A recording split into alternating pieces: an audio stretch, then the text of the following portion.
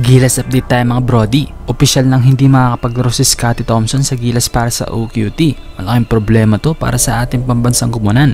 Miski kasi ang SPP at buong coaching staff ng Gilas ay hindi inaasahan ng ganitong pangyayari para sa ating team. Dadalawa lang kasi ang reserve players natin habang tatlong hindi naging available para sa Gilas. Tapos yung isang crucial pa dahil almost 2 weeks na lang magsisimula na ang tournament kaya hindi pa sigurado kung sino at kung pwede pa ba magkaroon ng replacement para kay Scottie. Sa unang araw ng practice ng Gilas namataan noong umaga si Ralph Koo at isa pang practice player sa Inspire Sport Academy. Makalipas ang ilang oras nabalita naman na hindi na nga daw makapaglaro si Scottie sa Gilas at pagsapit ng gabi sa first day of training, may kumalat na litrato na biglang nasa training camp na ang former Gilas player na si RR Pugoy. So si RR Pugoy na nga ba mga brody ang kukumpleto ng lineup para sa Gilas para sa OQT? Pero bago pala si Pugoy, nauna na munang kunin ng Gilas ang mga shooters na sina Bobby Ray Parks Jr., Renz Sabando at Matthew Wright. Miski si Jordan Heading nagawang kontakin din ng SBP para sa OQT. Kaya nga lang hindi ito natuloy dahil lahat sila ay may mga commitment pa. Si Ray Parks may existing contract sa Nagoya Dolphins at hindi daw ito sigurado kung magiging available siya sa mismong laban ng Gilas sa July 3 and July 4.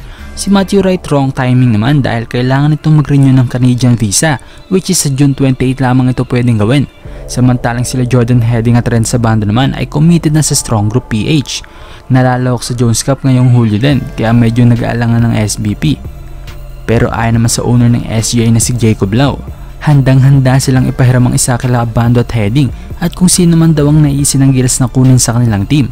I heard nakausap na nila yung dalawa at nagsabi nga na may commitment. At kung kami yung commitment na yon, with open arms ipapahiram namin sa Gilas, wika ni Jacob Lau. Basta para sa bansa, handang-handang magsakripisyo ang team ng Strong Group para sa ating pambansang koponan. At ang pinakamagandang sinabi ni Jacob Lau dito mga brody, sabi nga ni Dad basta't para sa bansa, go agad. Solid, diba? Ganyan mga owner, hindi lang kapakanan ng kanyang business ang iniisip. Walang damot kumbaga para sa ating national team. Well, salamat din naman sa PBA dahil hindi na ganoon nagkakadamutan ng mga players para sa Gilas. Yung haba lang talaga ng preparasyon doon nagkakatalo. Pero heto ang tanong din ng karamihan. Bakit nga ba 12 players lang kasi ang meron ng Gilas? Sagot ng SBP, it was coach team's decision. Para sa akin mga brody, mas okay kung si Heading ang kukunin. Dahil kulang tayo sa pure point guard, so kailangan natin magdagdag ng combo guard para if hindi maging okay ang pagtitimon ni Newsome, meron pa tayong mga combo guard katulad na CJ Perez, Dwight Ramos at kung mas okay may Jordan Heading pa, diba? Kaya mga brody, anong masasabi nyo? Komento nyo lamang sa baba at ating babasahin yan. Gawin nating mas exciting ang panonood nyo gamit ang legit betting site ng 1xBet. I-click lang sa pin comment at gamitin ang maswerte kong promo code na Buckets. Tayaan mo ang paborito mong koponan sa NBA, sa PBA o miski sa ibang sports ay pwedeng-pwede.